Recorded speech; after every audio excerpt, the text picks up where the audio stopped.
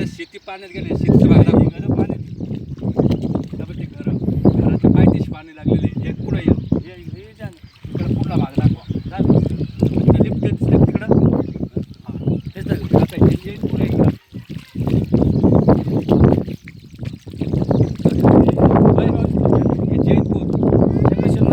शंकरेश्वर मंदिर आहे. इकडे शंकरेश्वर मंदिर आहे. शंकरेश्वर मंदिर हे दिसलं दिसलं शंकर.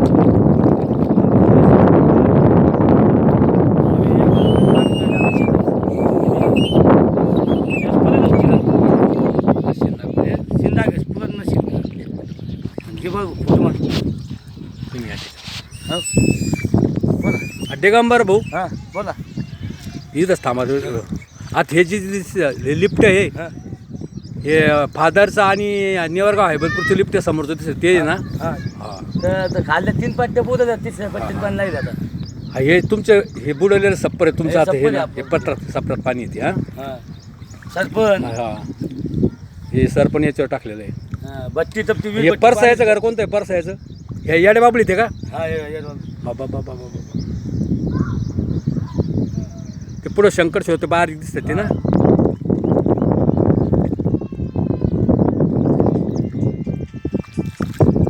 हॅलो हॅलो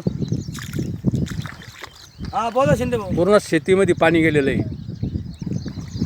हा फोन उचलले बाळ भाऊ सांग बोला. हा शिंदे. हॅलो हॅलो बोला भाऊ. हां आज दिगंबर हां हां हां काय नाही मला दिगंबर भाऊच्या घरी या इथलं काही पंचनामे नंतर करता येईल पण पहा इथलं दृश्य आधी का.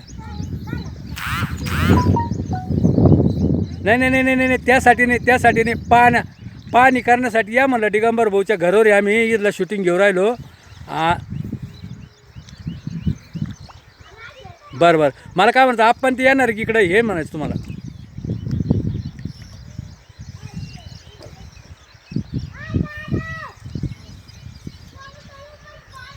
चल आता माझा फोन फक्त दिगंबरचा संपर्क काळ माझा बंद झालेला आहे फोन.